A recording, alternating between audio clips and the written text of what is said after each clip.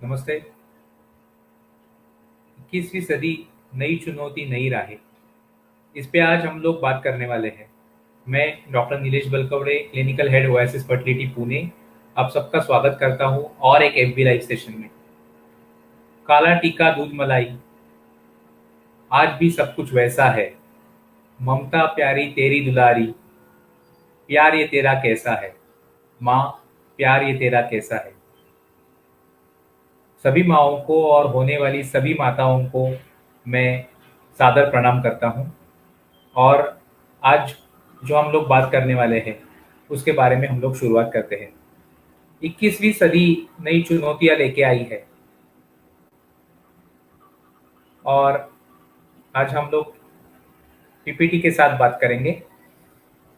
21वीं सदी नई चुनौतियां लेके आई है, खासकर ये साल 2020 जिसमें मानव जाति को सर्वव्यापी महामारी से जूझना पड़ रहा है।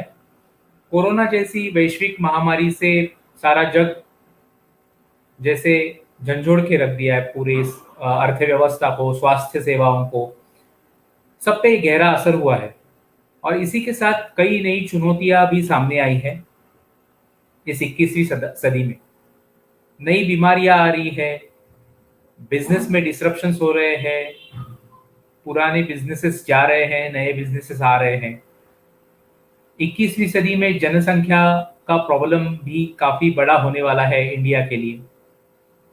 तकनीक का काफी टेक्नोलॉजी इंप्रूव हो रही है, तकनीकें काफी नई आ रही है, बट इसके साथ में अगर हम लोग उसको सही तरीके से अपने आप को उसमें नहीं ढालेंगे तो हम लोगों के लिए ये एक चुनौती ही है। पिछले महीने ही हमने देखा कि चाइना के साथ हम लोग वॉर सिचुएशन में थे। हमारे नॉर्थ वेस्ट बॉर्डर पे हम लोग काफी बार वॉर सिचुएशन में होते हैं और हमारी पुलिस इंटरनल सिक्योरिटी को लेके भी बहुत बार वॉर सिचुएशन में होती है। तो ये एक चुनौती होने वाली है 21वीं सदी में। इसका अगर हम लोग भावनिक अंग देखें तो मानवीयता और मानव मानव के बीच में जो दूरियां बढ़ती जा रही है, ये भी एक चुनौती होने वाली है। सबसे बड़ी चुनौती मैं मानता हूं विश्वास।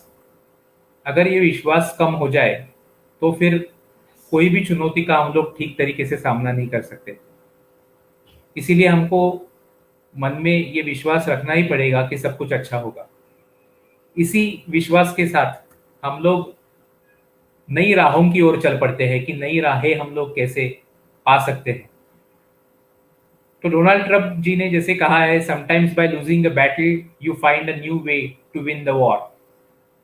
तो अभी ऐसे लग रहा होगा कि हम लोग युद्ध हारने की ओर है, बट कोई नई चीज, कोई नई राह हमको एक नया माध्यम, नया जरिया दिखाएगी कि हम लोग हमारे डेस्टिनेशन की ओर कैसे बढ़े। जैसे कोरोना की बीमारी है, जैसे और चुनौतियां हमने देखी 21वीं सदी की, वैसे ही एक बड़ी चुनौती है इनफर्टिलिटी की या वंध्यत्व की समस्या की। ये समस्या इतनी ही बड़ी बड़ी चुनौती जैसे होती है उस माँ के लिए, उस होने वाली माँ के लिए जो माँ नहीं बन पा रही है। इसी फीलिंग के साथ, इसी इमोशन के साथ हम लोग आगे बढ़ते हैं और जानते हैं कि हम लोगों के पास कौन सी नई राहें हैं। पिछले बार हमने देखा था कि आईवीएफ प्रणाली क्या होती है और आईवीएफ में हम लोग क्या क्या कर सकते हैं किसी माँ को, किसी स्त्री को माँ बनाने के लिए। बट इसी के साथ आईवीएफ में क्या नया आया है, ये हम लोग आज जानने की कोशिश करेंगे। ये नई राहें हमको उम्मीद की ओर और नजदीक लेके जाएंगी। सो रूटीन आईवीएफ हमने देखा, ये एक प्रक्रिया है जिसमें स्त्री के जो है इंजेक्शंस दिए जाते हैं, हार्मोनल इंजेक्शंस। उसके बाद सोनोग्राफी करके उनमें बीजों की संख्या देखते हैं हम लोग, बीज कैसे बढ़ रहे हैं, और उसके बाद एक ओवम पिकअप के सिंपल प्रोसीजर के जरिए वो बीज हम लोग बाहर निकालते हैं। बीज बाहर निकालने के बाद जो शुक्राणु है वो बीज के बाजू में छोड़े जाते हैं और ये शुक्राणु जो है वो उसमें से अच्छे शुक्राणु स्त्री बीज में चले जाएंगे। एक एक शुक्राणु एक स्त्री बीज को फलित करेगा और फिर गर्भ तैयार होगा। ये पूरी प्रक्रिया शरीर से बाहर होती है, इसलिए इसको इन वाइट्रो फर्टिलाइजेशन या आईवीएफ कहते हैं। ये तो हमने जान लिया कि ये नॉर्मल आईवीएफ है, बट कई बार प्रॉब्लम्स कॉम्प्लेक्स होते हैं, चुनौतियां बड़ी होती है, और इसीलिए हमारे पास काफी नई टेक्निक्स है जिसके जरिए हम लोग इसी कॉम्प्लेक्स प्रोसेस को सिंपल बना सकते हैं और जल्दी से जल्दी गर्भ धारणा अचीव कर सकते हैं। उसमें से एक टेक्निक हम लोग अगर बात करें तो आईवीएफ की जैसे ही एक टेक्निक 1992 में आई थी जिसका नाम है इक्सी। क्लासिकल आईवीएफ में जैसे हम लोग देख रहे हैं पिक्चर में, एक बीज होता है जिसके बाजू में शुक्राणु छोड़े जाते हैं, और इक्सी की तकनीक में क्या होता है कि इस अच्छे शुक्राणु को एम्ब्रियोलॉजिस्ट खुद सिलेक्ट करते हैं और इस अच्छे शुक्राणु को बीज के अंदर छोड़ने का काम भी एम्ब्रियोलॉजिस्ट करते हैं। सो जिन पेशेंट में बीज के ऊपर का कवर सख्त है, बीज के ऊपर का कवर अच्छा नहीं है और शुक्राणु अंदर नहीं जा पा रहे हैं, या शुक्राणुओं में प्रॉब्लम इतना बड़ा है, शुक्राणुओं की ताकत कम है कि वो अंदर नहीं जा पा रहे हैं, तो उनमें क्लासिकल आईवीएफ सक्सेस नहीं दे सकता और इसमें फर्टिलाइजेशन फेलियर हो जाता है। फर्टिलाइजेशन फेलियर प्रिवेंट करने के लिए हम लोग इसी का इस्तेमाल कर सकते हैं, जिसमें हम लोगों ने खुद शुक्राणु को सिलेक्ट किया और इस शुक्राणु को सिलेक्ट करने की अलग अलग तकनीकें होती है, जिससे हम लोग अच्छे से अच्छा शुक्राणु सिलेक्ट कर सकते हैं और इस अच्छे शुक्राणु को हमने अगर स्त्री बीज में स्थापित कर दिया तो एक अच्छा गर्भ तैयार हो जाएगा और फर्टिलाइजेशन फेलियर और कॉम्प्लेक्स केसेस में भी हम लोग प्रेगनेंसी अचीव कर सकते हैं। तो ये हमने जान लिया इक्सी, ये भी एक नई तकनीक। दूसरी बात है कि हम लोग शरीर से बाहर गर्भ तैयार करते हैं। नॉर्मली ये जो गर्भ होते हैं ये इनको हम लोग 3 दिन तक बढ़ा सकते हैं। आप पिक्चर में देख रहे हो लेफ्ट हैंड साइड में फर्टिलाइज्ड एग है जो केवल एक सेल का रहता है, वो फिर बाद में डिवाइड हो जाता है और 2 सेल स्टेज में चला जाता है। 2 सेल स्टेज के बाद 4 cell stage, 8 cell stage, 16 cell stage, इस तरीके से वो 16 सेल स्टेज का बनेगा तब उसको मोरूला कहते हैं। और ये प्रोसीजर लगभग तीसरे या चौथे दिन होती है। तो नॉर्मली पहले आईवीएफ में ये तीसरे या चौथे दिन को गर्भाशय में स्थापित किया जाता था, जिसको हम लोग बोलते थे cleavage stage embryo transfer. Cleavage stage embryo transfer का सक्सेस रेट थोड़ा सा कम था और इसी वजह से एक नई टेक्निक आई जिसको कहते हैं ब्लास्टोसिस्ट कल्चर। सो पहले टेक्नोलॉजी इतनी एडवांस नहीं थी कि गर्भ को हम लोग ज्यादा दिनों तक बाहर बड़ा कर सके। आजकल तकनीक इतनी इंप्रूव हो गई कि 3 दिन के बजाय हम लोग गर्भ को 6 दिन तक भी बाहर बड़ा कर सकते हैं, और रिसेंटली और नई तकनीकें आई है जिसमें 7 दिन तक भी बड़ा कर सकते हैं। तो 6 दिन का ये जो गर्भ है जिसमें एक छोटा पानी का भरा हुआ लिक्विड रहता है जिसको ब्लास्टोसिल कहते हैं, कैविटी, तो ऐसे गर्भ को ब्लास्टोसिस्ट कहते हैं। और ये जो गर्भ होता है ये ज्यादा सक्षम रहता है गर्भ धारणा के लिए। तो हमने देखा कि क्लीवेज स्टेज एम्ब्रियो ट्रांसफर के बजाय अगर हम लोग ब्लास्टोसिस्ट कल्चर इस तकनीक के लिए जाएंगे तो हमारा सक्सेस रेट काफी अच्छा इंप्रूव हो जाएगा। और आईवीएफ की अगर कहने के लिए ये आईवीएफ टेक्निक ही है, बट करने में बहुत ऐसे कम लोग हैं जो ब्लास्टोसिस्ट कल्चर के लिए जाएंगे या उतनी अच्छी टेक्नोलॉजी रहेगी जिसमें हम लोग ब्लास्टोसिस्ट कल्चर कर पाए। अगली तकनीक है असिस्टेड हैचिंग। ये आप लोग गर्भ देख रहे हैं जिसके बाजू में एक आवरण रहता है। ये गर्भ का आवरण जो रहता है वो काफी सख्त रहता है और ये गर्भ के आवरण से गर्भ को बाहर निकल के फिर गर्भाशय में चिपकना पड़ता है। इसको कहते हैं इम्प्लांटेशन। बट अगर ये गर्भ का आवरण सख्त रहेगा तो गर्भ इससे बाहर नहीं निकल पाएगा और इम्प्लांटेशन फेलियर हो जाएगा। ऐसे इम्प्लांटेशन फेलियर से बचने के लिए हम लोग एक तकनीक इस्तेमाल कर सकते हैं जिसको असिस्टेड हैचिंग कहते हैं। और ये टेक्निक अगर हम लोग लेजर के जरिए कहते हैं, लेजर किरणों के जरिए करते हैं, तो इसको हम लोग लेजर असिस्टेड हैचिंग या एलएएच कहते हैं। तो आप पिक्चर में देख सकते हैं गर्भ के ऊपरी सतह में 1 o'clock पोजीशन पे उसको छोटा सा हम लोग लेजर किरणों से वहां पे ऊपर की सतह पतली करते हैं ताकि गर्भ वहां से बाहर निकल सके और इम्प्लांटेशन प्रोसेस में इसमें मदद मिल सके। सो ऐसी स्त्रियां जिनमें उम्र ज्यादा है, जिनको कोई बीमारी है जिसकी वजह से गर्भ का आवरण सख्त हुआ है, जैसे एंडोमेट्रियोसिस हो, ट्यूबरकुलोसिस हो, जिनका एम्ब्रियो फ्रोजन था, ऐसे कपल्स में भी इसमें अच्छा सक्सेस रेट मिल सकता है। तो हमने देख लिया ये एक नई टेक्निक है। क्रायो प्रिजर्वेशन या फ्रीजिंग। सो इसने काफी उन्नति लाई है आईवीएफ की टेक्निक्स में। पहले हम लोग गर्भ तैयार करते थे और इस गर्भ को हम लोग तैयार करने के तुरंत बाद तीसरे दिन पे गर्भ में छोड़ा करते थे। उसको हमने देख लिया कि हमने ब्लास्टोसिस्ट कल्चर में गए जिसमें हम लोग गर्भ को 6 दिन तक बाहर बड़ा करके छठे दिन पे तुरंत छोड़ देते थे। बट इसमें कई बार प्रॉब्लम्स ये होते थे, जैसे कोई पीसीओडी की पेशेंट्स है जिनमें हाइपर स्टिमुलेशन हो गया, थोड़े से बीज ज्यादा बन गए, तो हार्मोनल इम्बैलेंस हो गया। हार्मोनल इम्बैलेंस की वजह से ओवेरियन साइकिल और एंडोमेट्रियल साइकिल में थोड़ा सा मिसमैच होता था, और गर्भ जहां पे हमको छोड़ना है, वो जो एंडोमेट्रियम है, वो अगर मिसमैच पोजीशन में चला गया, वो अगर एग्जैक्टली वो स्टेज में नहीं है जहां पे वो गर्भ ले सके, तो हमारे आईवीएफ का सक्सेस रेट कम हो जाता था। सो इससे भी इम्प्लांटेशन फेलियर के क्या केसेस काफी सामने आने लगे। सो इससे बचने के लिए हम लोग क्या करते हैं, सो गर्भ हमने तैयार कर लिया, बट इंजेक्शन देने की वजह से या हाइपर सिमुलेशन की वजह से या और किसी वजह से अगर गर्भाशय रेडी नहीं है गर्भ लेने के लिए, अंदर इम्प्लांटेशन के लिए, तो हम लोग उस गर्भ को फ्रीज करके रख सकते हैं। इस गर्भ को -196 डिग्री सेल्सियस में फ्रीज किया जाता है क्रायो प्रिजर्वेशन टेक्निक के जरिए, और ये क्रायो प्रिजर्वेशन टेक्निक में गर्भ वैसे के वैसा रहता है, और क्रायो प्रिजर्वेशन टेक्निक से गर्भ को कोई भी प्रॉब्लम नहीं होता है, गर्भ उसी तरीके से रहता है जैसे हमने बनाया। और फिर अगले महीने में जब महामारी आ जाती है और गर्भाशय रेडी होता है इस गर्भ को रिसीव करने के लिए, तब ये गर्भ हम लोग क्रायो प्रिजर्वेशन या फ्रीजिंग से बाहर निकालते हैं, उसको थॉ करते हैं, मतलब नॉर्मल टेम्परेचर पे लाते हैं, और इस गर्भ को हम लोग गर्भाशय में छोड़ेंगे, तो सक्सेस रेट काफी अच्छा इंप्रूव होगा, और इम्प्लांटेशन फेलियर जैसे केसेस से भी हम लोग इससे उभर सकते हैं अगर रीजन एंडोमेट्रियल मिसमैच में है। सो ये हमने देख लिया कि क्रायो प्रिजर्वेशन का एक यूज हमने देख लिया कि फ्रोजन एम्ब्रियो ट्रांसफर या एफईटी। दूसरा इस्तेमाल है जिनको फर्टिलिटी प्रिजर्वेशन करना है। आजकल हम लोग फर्टिलिटी प्रिजर्वेशन के बारे में सुन रहे हैं, या मिलेनियल मॉम जो हमारा इनिशिएटिव है यहाँ पे ओएसिस फर्टिलिटी में जो हमने लॉन्च किया है, जिसमें आप चाहे जब माँ बन सकते हो। तो आपकी उम्र अगर बढ़ रही है, आपको लेट माँ बनना है, तो उस टेक्निक में आपके एग्स हम लोग फ्रीज करके रख सकते हैं, जिससे हम लोग किसी आगे की डेट पे भी मैटरनिटी या मदरहुड के लिए जा सकते हो। इसको कहते हैं एग फ्रीजिंग। अगर स्पर्म्स में प्रॉब्लम है और ये हम लोग ये हम लोगों को लगता है कि आगे चल के स्पर्म्स का ये प्रॉब्लम्स बढ़ सकता है, तो हम लोग सीमेन फ्रीजिंग भी कर सकते हैं। इस तरीके से एग फ्रीजिंग, सीमेन फ्रीजिंग हम लोग कर सकते हैं। जो इंडिविजुअल्स सिंगल है उनके लिए, जो मैरिड है और जो एग फ्रीजिंग, सीमेन फ्रीजिंग करना चाहते हैं, उनके लिए भी ये प्रोसेस अवेलेबल है। बट अगर वो अपना गर्भ बना के वो गर्भ को फ्रीजिंग करना चाहते हैं और बहुत दिनों बाद या कुछ सालों बाद प्रेगनेंसी चाहते हैं, तो एम्ब्रियो फ्रीजिंग भी हम लोग कर सकते हैं। इस तरीके से हम लोग एग फ्रीजिंग, सीमेन फ्रीजिंग या एम्ब्रियो फ्रीजिंग के जरिए अच्छा फर्टिलिटी प्रिजर्वेशन का ऑप्शन प्रोवाइड कर सकते हैं सभी मिलेनियल मॉम्स के लिए।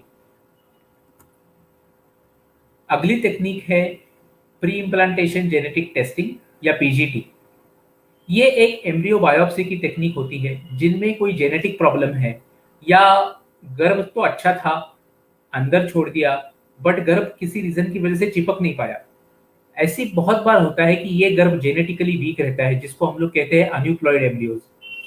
ऐसे गर्भों में कुछ प्रॉब्लम है कि नहीं, ये सिर्फ देखने पे पता नहीं चलता।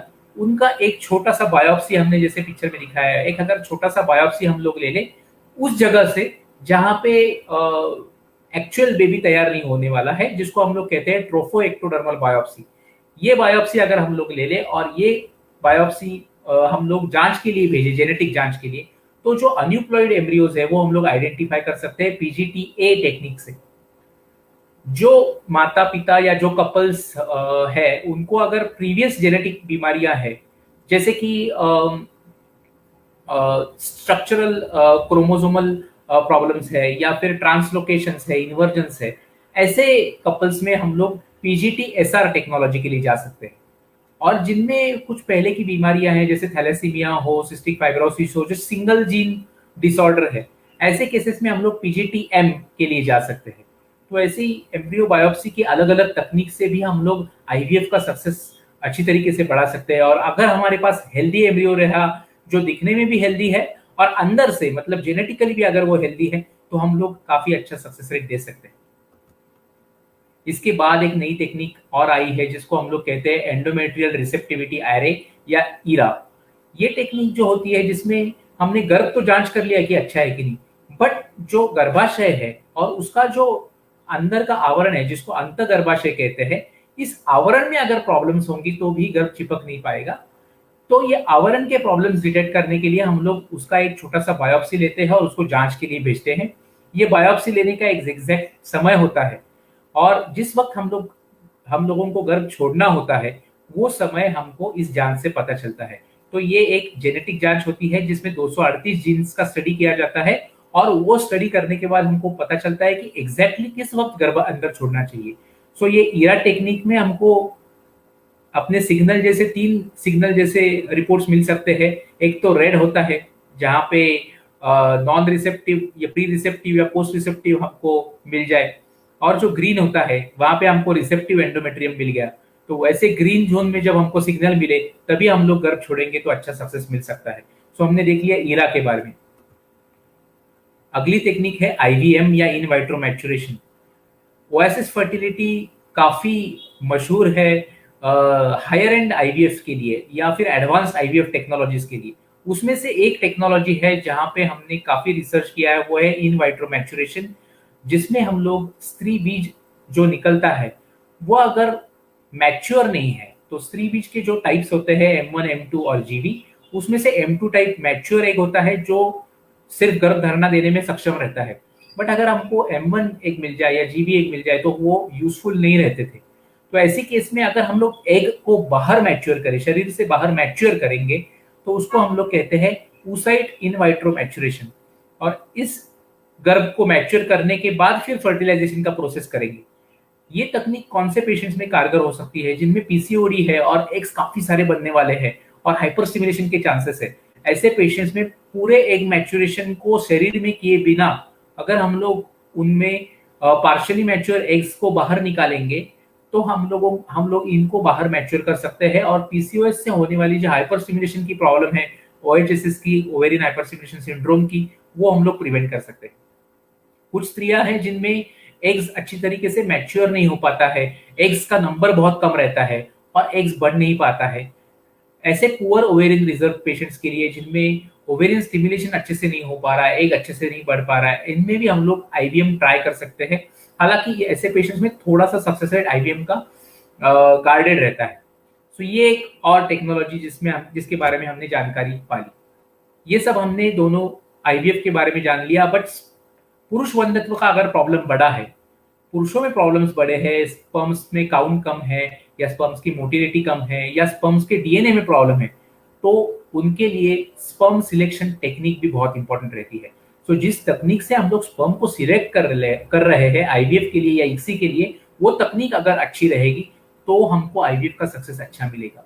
सो हम लोग काफी बार स्त्रियों पे ध्यान देते हैं बट पुरुषों पे ध्यान नहीं दिया जाता। तो पुरुष वंध्यत्व के लिए हमारे पास एक स्पेशल सेल है जिसको हम लोग एंड्रोलाइफ कहते हैं, और इसी एंड्रोलाइफ के जरिए हम लोग अलग अलग टेक्नोलॉजीज प्रोवाइड करते हैं पुरुष वंध्यत्व में भी। इसमें से एक टेक्निक है मैग्नेटिक असॉर्टेड सेल्स सॉर्टिंग या मैक्स। इसमें हम लोग मैग्नेट्स के जरिए, जो हाई वर्किंग मैग्नेट्स रहते हैं, उसके जरिए हम लोग अच्छे स्पर्म सिलेक्ट करते हैं। सो जो खराब स्पर्म्स होंगे वो यूजुअली मैग्नेट्स को अट्रैक्ट होके उनमें डीएनए का प्रॉब्लम रहता है, तो वो उधर अटैच हो जाते हैं, और अच्छे वाले स्पर्म्स हमको मिल जाते हैं जहां पे हम लोग उनको अंदर छोड़ सकते हैं मैक्स के जरिए। और एक टेक्निक है जिसको हम लोग कहते हैं माइक्रोटीसा। सो जिनमें शुक्राणुओं की संख्या 0 है, जिसको कहते हैं अजूस्पर्मिया।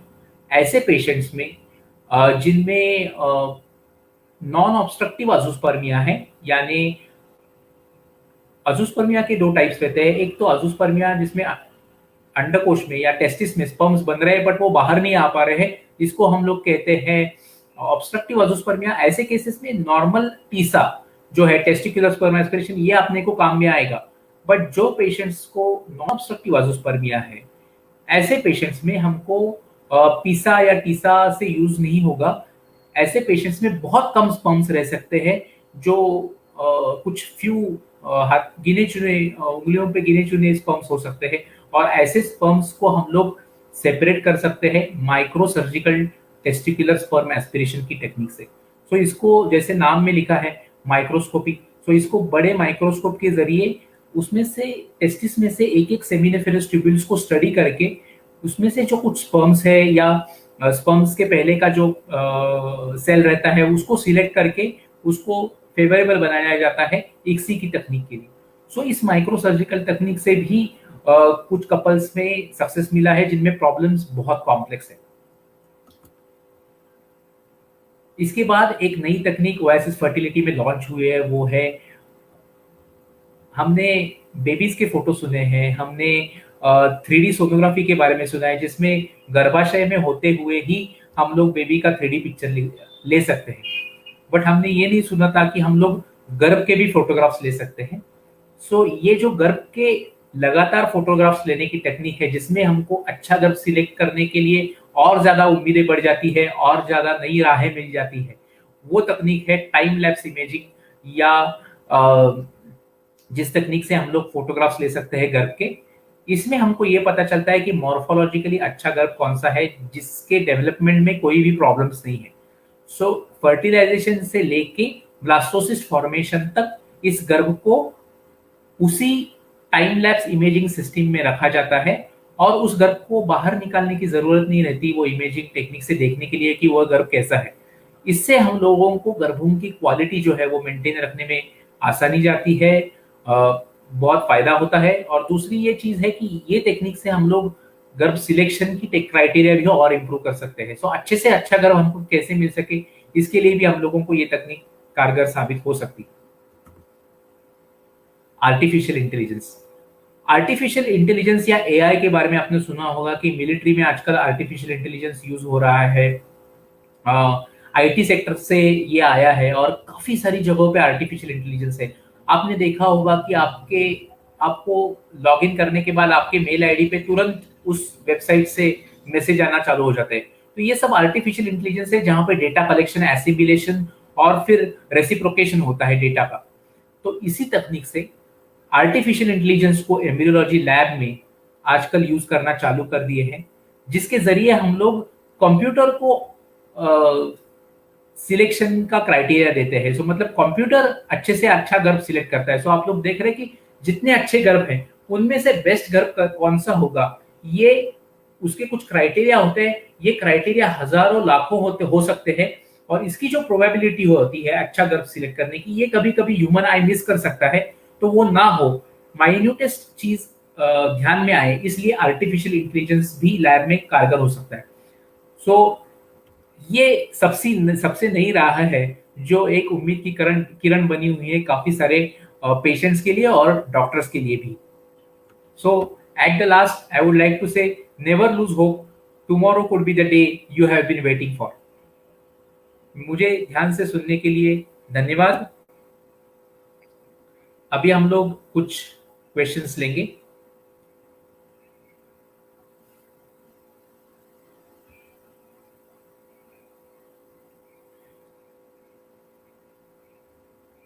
राजी, हम लोग अगर फुल स्क्रीन जा सकते हैं। Yes, thank you.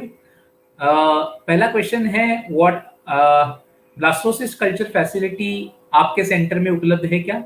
सो हमने जो कुछ अभी फैसिलिटीज डिस्कस की एडवांस रिप्रोडक्टिव टेक्नोलॉजी में, या रिसेंट एडवांसेस इन एआरटी या आईवीएफ के बारे में अभी जो हमने एफबी लाइव में देखा, उसमें से सभी चीजें हमारे पास अवेलेबल है। सो ओएसिस फर्टिलिटी हायर एंड या एडवांस इनफर्टिलिटी देने में एक टर्शरी केयर ऑर्गेनाइजेशन है। सो एक नॉर्मल फर्टिलिटी सेंटर में और ओएसिस फर्टिलिटी में यही फर्क है। Thank you.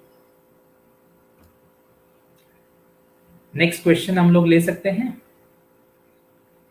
Yes, what are new reproductive technologies? So जैसे हमने सभी डिस्कस किया, अभी काफी सारी चीजें हमने डिस्कस की, but laser assisted hatching, blastocyst culture, इनको आए हुए भी अभी काफी समय हो गया है, बट ये काफी सेंटर्स के लिए नहीं है। हालांकि ओएसिस फर्टिलिटी पिछले 10 साल से ये सब चीजें कर रहा है, बट कुछ नई तकनीक्स है, जैसे कि टाइम लैप्स इमेजिंग है, पीजीटी है, जो इंडिया में आए हुए काफी कम समय हुआ है, और उसके जो इस्तेमाल करने वाली जो मशीन्स है और जो एक्सपर्टाइज है, एम्ब्रियोलॉजिस्ट है, वो सभी एक्सपर्टाइज ओएसिस फर्टिलिटी के पास अवेलेबल है। सो पीजीटीए है, आईवीएम है, ईरा है, टाइम लैप्स इमेजिंग है, ये सभी चीजें ओएसिस फर्टिलिटी के पास अवेलेबल है। What are the main techniques used in assisted reproductive technology? सो जैसे हमने पहले बताया कि आईवीएफ एक फर्स्ट थिंग है जिसमें हम लोग आर्टिफिशियल रिप्रोडक्टिव टेक्नोलॉजी में इस्तेमाल कर सकते हैं। उसके बाद एक एडवांस टेक्निक आई है जिसको इक्सी कहते हैं, जिसमें हम लोग सिंगल स्पर्म से फर्टिलाइजेशन करते हैं। तो ये इक्सी की तकनीक के जरिए भी अच्छा सक्सेस मिल सकता है। सो यही मेन टेक्निक्स है ART में। Is low sperm count person infertile? So इसका आंसर नहीं है। लो स्पर्म काउंट में नेचुरली प्रेगनेंसी होना या नेचुरल कंसेप्शन होना काफी बार मुश्किल होता है। Normal sperm count 40 to 50 million के आसपास रहता है एवरेज, अगर हम लोग देखें। बट ये स्पर्म काउंट जब 15 मिलियन से कम हो जाता है तो उसको हम लोग ऑलिगोस्पर्मिया कहते हैं। स्पर्म काउंट जब कम हो जाता है तो उसके साथ में स्पर्म का मोटिलिटी या मूवमेंट और स्पर्म का मॉर्फोलॉजी यानी शेप भी बदल जाता है। सो इसके लिए इसको ऑलिगो एस्थेनोटेराटोस्पर्मिया कहते हैं। ये स्पर्म काउंट जब 5 मिलियन से कम हो जाए तो उसको सीवियर ऑलिगो एस्थेनोटेराटोस्पर्मिया कहते हैं।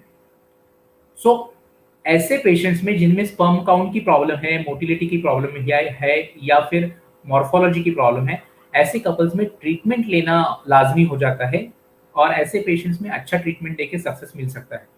जिनमें प्रॉब्लम्स छोटे हैं, ऐसे पेशेंट्स में हम लोग IUI या इंट्रायूट्राइन इंसेमिनेशन कर सकते हैं। जिनमें प्रॉब्लम्स थोड़े बड़े हैं उनमें हम लोग IVF कर सकते हैं। बट जिनको सीवियर ऑलिगो एस्थेनोटेराटोस्पर्मिया है, जिनमें प्रॉब्लम शुक्राणुओं की काफी ज्यादा है, ऐसे कपल्स में हम लोग इक्सी कर सकते हैं, जिसको हम लोग इंट्रासाइटोप्लाज्मिक स्पर्म इंजेक्शन कहते हैं। और जिनमें स्पर्म काउंट 0 है, ऐसे कपल्स भी ना उम्मीद ना हो, उनके लिए टीसा टेस्टिकुलर स्पर्म एस्पिरेशन या micro TESA micro surgical testicular sperm aspiration ऐसे techniques available. Next, how many years I can save my eggs with freezing quality of eggs may decrease or remain same? So ये cryo preservation का एक best advantage है कि हम लोग liquid nitrogen में -196 degree Celsius temperature पे eggs को, स्पर्म्स को और एम्ब्रियोस को काफी सालों तक प्रिजर्व करके रख सकते हैं। पिछले साल ही यूके में एक केस हुआ था जहां पे उन्होंने 20 साल पुराने एम्ब्रियो को गर्भाशय में स्थापित किया था। ये हिस्ट्री में सबसे लंबा क्रायो प्रिजर्वेशन अभी तक है। बट आगे चल के ये हमको और ऐसे केसेस देखने को मिलेंगे और कई सालों तक हम लोग एम्ब्रियोज को अगर क्रायो प्रिजर्वेशन का टेक्निक अच्छा है, लैब सर्विसेज अच्छे हैं, इसीलिए IVF के लिए जाते समय हमको ये भी देखना चाहिए कि लैब वैलिडेशन कैसे है, आपका लैब, आपका IVF सेंटर इंटरनेशनल स्टैंडर्ड्स को मैच कर रहा है कि नहीं। नेक्स्ट क्वेश्चन है कि what are your criteria for accepting new patients in COVID times? So हम लोग एक ओएसिस फर्टिलिटी एक जिम्मेदार ऑर्गेनाइजेशन है जहाँ पे कोविड टाइम्स में पेशेंट्स को जो प्रॉब्लम्स फेस हो रहे हैं इसका हमको अनुमान है। और जो कोविड टाइम्स में पेशेंट्स या स्टाफ एट रिस्क ना हो, तो ऐसे लिए हमारे पास स्ट्रिक्ट गाइडलाइंस बने हुए हैं, एक स्टैंडर्ड ऑपरेटिंग प्रोटोकॉल या SOP बना हुआ है, जिसके जरिए पेशेंट उस SOP को अगर सेटिस्फाई करता है तभी हम लोग आगे बढ़ेंगे। सो कोविड टाइम्स के लिए हम लोग प्रिपेयर्ड हैं। Oasis fertility is fully prepared to fight with Covid menace. और यहाँ पे हम लोग हर समय पे, हर जगह पे कोविड सेफ्टी का प्रोटोकॉल पूरी लगन के साथ 100% फॉलो करते हैं। Thank you. Next question, which food helps in increasing sperm count and egg count? ये मेल इनफर्टिलिटी एक काफी बड़ा विषय है, बट मैं अगर शॉर्ट में बताना चाहूँ तो ऑक्सीडेटिव स्ट्रेस की वजह से स्पर्म डैमेज होने का चांसेस ज्यादा है। सो हम लोग अगर ऐसा फूड लेंगे जहाँ पे एंटीऑक्सीडेंट ज्यादा हो, जैसे फ्रेश फ्रूट्स है, फ्रेश वेजिटेबल्स है, सैलड्स है, बहुत सारा लिक्विड पानी है, और कुछ मेडिसिन है जो एंटीऑक्सीडेंट मेडिसिन है, डॉक्टर्स की सलाह से आप ये ले सकते हो और स्पर्म काउंट में इंप्रूवमेंट पा सकते हो। What types of counseling and support services are available at Oasis? Yes, counselling और सपोर्ट काफ़ी ज़रूरी होता है जब हम लोग गर्भधारणा के लिए या वंध्यत्व के लिए ट्रीटमेंट ले रहे हैं, और ये एक काफ़ी बड़ा सेक्शन है। गर्भधारणा की ट्रीटमेंट में, काउंसलिंग में हम लोग ट्रांसपेरेंसी मेंटेन करना हो कि पेशेंट को बताया जाए हर जगह पे, हर स्टेप पे कि कौन सा ट्रीटमेंट चल रहा है, ये बहुत इंपॉर्टेंट है। ट्रीटमेंट का ले रही ट्रीटमेंट का सक्सेस रेट कितना है, उससे एसोसिएटेड कॉस्ट कितना है, ये सभी की जानकारी अगर हम पेशेंट्स को मिल जाए एक फर्स्ट काउंसलिंग सेशन में, और पेशेंट काउंसलर के साथ जब चाहे बात कर सके या मैसेज कर सके, तो उसको एक सेटिस्फेक्शन रहता है कि हम लोग अच्छे हाथों में हैं। तो ये डेफिनेटली एक इम्पॉर्टेंट पार्ट है ओएसएस फर्टिलिटी में। Are there any lifestyle changes that should be made before IVF treatment? Yes, lifestyle changes do help. So जिनको एक्सट्रीम्स ऑफ वेट है, जैसे बहुत अंडर वेट है या बहुत ओवर वेट है, ऐसे पेशेंट्स में अच्छा डाइट, एक्सरसाइज और एक हेल्दी लाइफस्टाइल जीना बहुत इम्पोर्टेंट है। और ऐसे हेल्दी लाइफस्टाइल को अगर हम लोग कुछ महीने अडॉप्ट करें और उसके बाद आईवीएफ के लिए जाए, अगर उतना रुकना संभव है तो ज़्यादा बेहतर रहता है। Next, how many eggs can preserve at a time? हम जितना चाहे एग्स प्रिजर्व कर सकते हैं, वो कोई बात नहीं, बड़ी बात नहीं। Thank you. Next, if someone has unexplained infertility, हमने अज्ञात वंध्यत्व पे एक एफबी वीडियो बनाया है। सो आप हमारी वेबसाइट पे और या फिर ओएसिस फर्टिलिटी के फेसबुक पेज पे इसको एक्सेस कर सकते हो। What is the new ART male infertility treatments available at now? So हमने बात की अभी कुछ पुरुष वंध्यत्व के लिए नई टेक्निक्स की। सो उसमें एक टेक्निक है जिसमें स्पर्म सिलेक्शन बहुत इंपॉर्टेंट हो जाता है। कुछ टेक्निक्स में आईयूआई कारगर साबित हो सकता है, जिनमें प्रॉब्लम छोटे हैं उनमें हम लोग मेल इनफर्टिलिटी में दवाइयों से भी काम चला सकते हैं। तो ऐसे कुछ अलग अलग टेक्निक्स है। अगर हम लोग हायर एंड या एडवांस टेक्निक्स की बात करें, तो हमने देखा मैग्नेटिक असॉर्टेड सेल सॉर्टिंग हो, या फिर टीसा हो, टेस्टिकुलर स्पर्म एस्पिरेशन हो, माइक्रो टीसा हो, डीएनए फ्रेगमेंटेशन के जो टेस्ट होते हैं और उसके ऊपर लेने वाला जो एक्शन है, ऐसी सभी टेक्निक्स हमको मेल इनफर्टिलिटी में कारगर साबित हो सकती है। नेक्स्ट क्वेश्चन अगर हम लोग देखें कि फैमिली में अगर जेनेटिक प्रॉब्लम्स है तो वो ट्रीट हो सकते हैं क्या? सो हम लोगों को जैसे पता है, हम लोग हमारे जीन्स चेंज नहीं कर सकते। उसके लिए जो अवेलेबल टेक्निक है वो अभी केवल रिसर्च में है।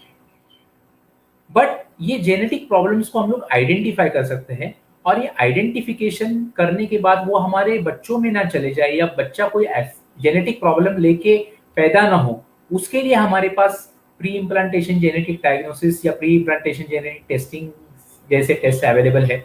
सो पेरेंटल कैरियोटाइपिंग में कुछ प्रॉब्लम है, या family history of genetic disorder है, मोनोजेनिक डिसऑर्डर है, ऐसे सभी कपल्स में हम लोग ये तकनीक का इस्तेमाल कर सकते हैं। नेक्स्ट क्वेश्चन की ओर जाते हैं।